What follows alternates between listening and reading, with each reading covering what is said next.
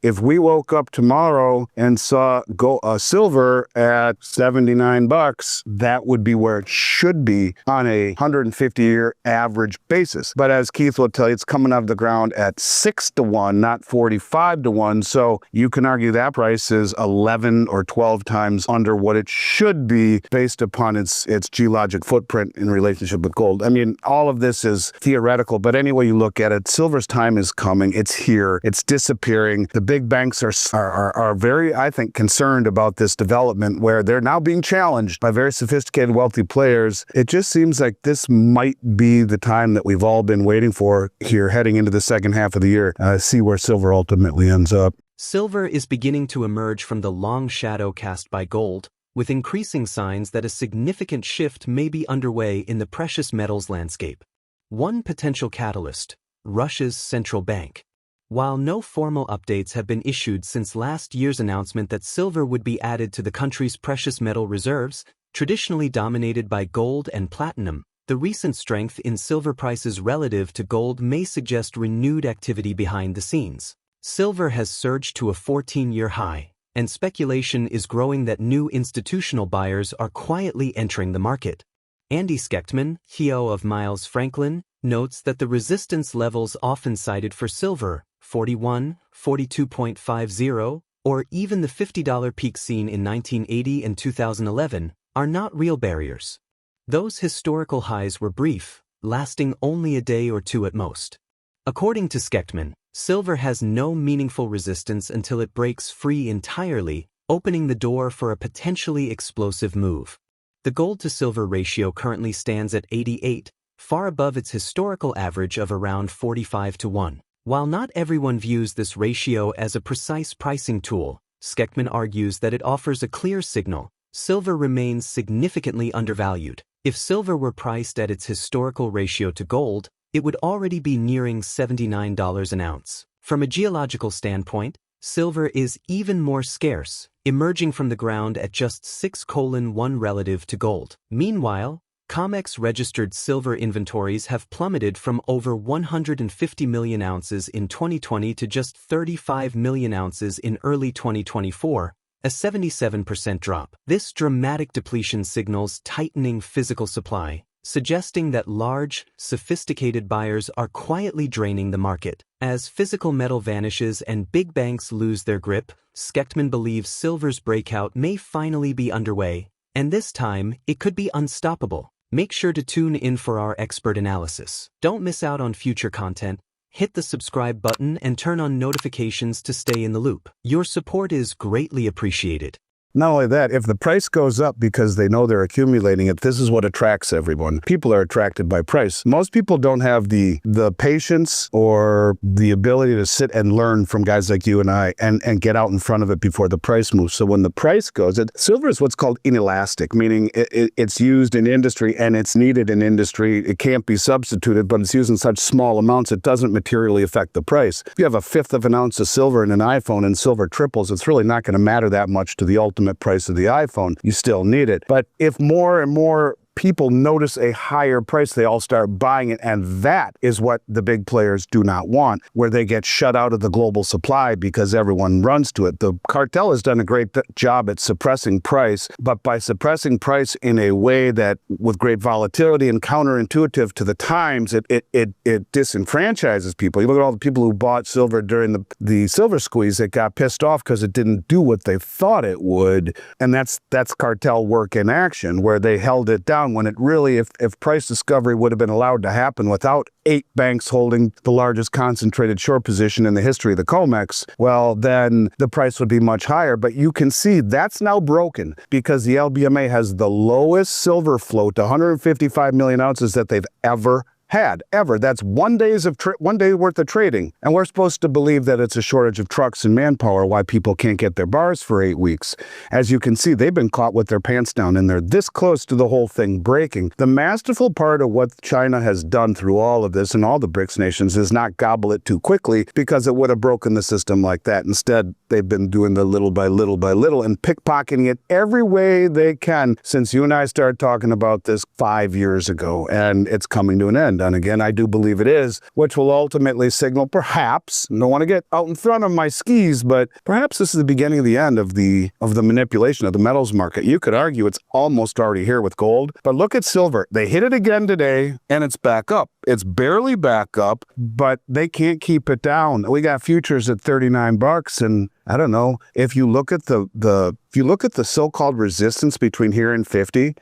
There's some at 41 and some at 42.50, or right in that range. But that so-called resistance, cumulatively, if you look at the 1980 peak and the 2011 peak, they were both quick peaks, right? Those two levels were maybe 1 to 2 days of trading, period, over the last 45 years. 50 years, 40 years. That's not resistance in my mind. That's just a stopping point on the way. It would signal to me there would be resistance that would be easily taken out. And once you get above 50, the sky's the limit. Now, if we just were to take the price of gold today and divide it by 45, which has pretty much been the average price of the last 150 years, if we woke up tomorrow and saw silver at divided by 45, 79 bucks, that would be where it should be on a 150-year average basis. But as Keith will tell you, it's coming out of the ground at 6 to 1, not 45 to 1. So you can argue that price is 11 or 12 times under what it should be based upon its geologic footprint in relationship with gold. I mean, all of this is theoretical, but any way you look at it, silver's time is coming. It's here. It's disappearing. The big banks are very, I think, concerned about this development where they're now being challenged by very sophisticated, wealthy players. It just seems like this might be the time that we've all been waiting for here heading into the second half of the year, see where silver ultimately ends up. Estimates now indicate that the LBMA's free-floating silver supply has dropped to its lowest levels in recorded history. With only around 155 million ounces of silver freely available for immediate purchase, the market's structural integrity appears increasingly fragile. What many have long perceived as a deep and liquid market is quickly being revealed as an illusion. According to analysts, the only way this imbalance will correct itself is through a forced revaluation, some form of a physical squeeze. Andy Schectman points out that delivery times at the LBMA have extended from just 1 day to as long as 8 weeks. Official explanations cite manpower shortages and logistics issues, but Schectman suggests the real story may be far more telling: a scramble behind the scenes to cover deepening shortages. This echoes concerns raised by many in the industry that the available physical supply is dwindling faster than acknowledged. At the same time, banks now hold the most prominent concentrated short position in silver ever recorded, surpassing historical norms and, according to many, violating COT reporting limits. Yet regulators remain silent, as they have in the past, raising further doubts about the transparency and integrity of the silver market. Are these positions legitimate hedges, or are they evidence of outright speculation on a massive scale? While institutions and large players are removing metal from exchanges at a record pace, retail investors remain largely disengaged, unaware, or unconvinced of the looming supply stress. This disconnect, Schectman warns, could make the eventual correction far more abrupt and severe. If the current trend continues, the silver market may be approaching a pivotal inflection point. Let's get back to the interview. Well, I mean, it seems to me that the silver market and maybe the platinum market are under stress. And if you look at that chart that Ed Steer provided you way back when that we've talked about the short positions, silver and platinum are the number 1 and 2 most shorted commodities on the COMEX market. And it seems like, and again, I don't want to get too excited because we've been through this so many times, the little boy who cried wolf, we always know that the wolf does come, but it seems like the paper futures market prices are kind of disconnecting from the physical prices after all of these years. And what you're seeing really are traders rushing to secure physical metal, possibly to avoid, risk if physical shortages worsen. First of all, obviously, this is a very bullish environment for metals and could trigger more volatility. But in general, what we're seeing in silver is different than anything I've ever seen in this marketplace. So you have a guy named Daniel Gali of TD Securities, where he argues that the outflow of silver caused by the by the tariff arbitrage, and I don't think it's just a tariff arbitrage. That's what they want us to believe. Has left inventories of freely available silver critically low. In fact, the LBMA, the London Bullion Metals Association, silver free float now stands at the lowest level in recorded history. So this is the most influential silver market on the planet, the LBMA, and it's at its lowest level of silver holdings ever. We've talked about this, Dunnigan, ad nauseum, the drawdown in silver off of the exchanges. And he writes, the so-called free float of inventory at the LBMA has dropped to just 155 million ounces. That's less than a single day's worth of trading volume for spot silver in London, and it makes an unprecedented squeeze in the world's most important silver trading hub. The result is a dramatic spike in the cost of borrowing silver, with 1 month lease rates soaring as high as 8%, and a level almost never seen in this market. If you have to pay 8% to lease the silver in order to cover a position, you're in big trouble. And David Jensen, who does a masterful job of talking about what goes on in the LBMA, says that they're actually trading about 1.9 billion, with a B, ounces per day, 3.5 times annual global mine supply, and in this case, well over 10 times the float every single day. Now, he says that they trade roughly about 190, 200 million ounces or somewhere in that neighborhood, but those numbers are 10 times understated, as they only post the final settlement number. So when you're trading, in essence, pretty dang close to 2 billion ounces a day, and you only have 155 million ounces backing it, what could possibly go wrong? And that's the situation where LBMA has gone from T+1 to T+8 weeks, citing a shortage of manpower and trucks. A couple other things we're talking about. The last week's COT report, or this week's COT,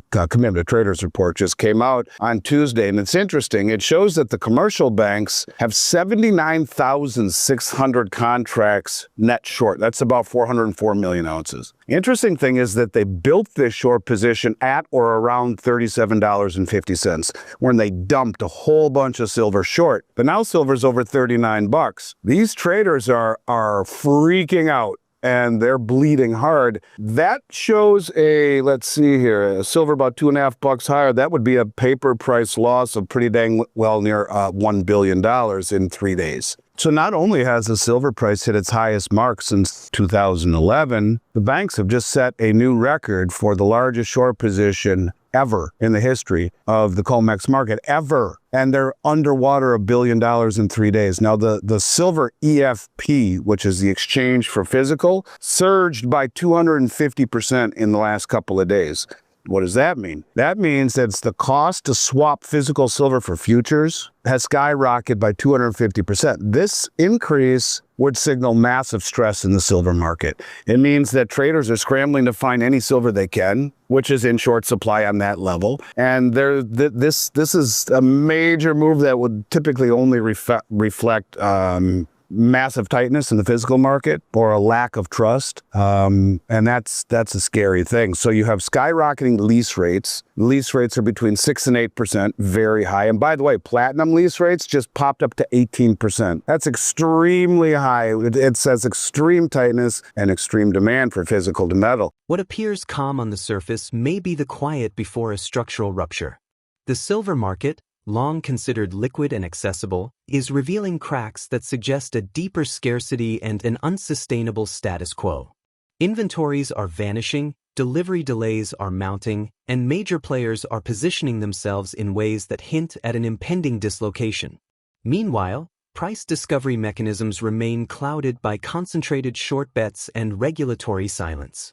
With fundamentals tightening and paper claims multiplying, silver's accurate valuation may soon be tested in the one arena that cannot be gamed: physical availability. Will the coming supply crunch force the market to reprice silver not as a commodity, but as a strategically scarce asset hidden in plain sight? Share your perspective in the comment section. If the video resonates with you, join our community by subscribing to our channel and enabling notifications with the bell icon. Thank you for being a part of our community.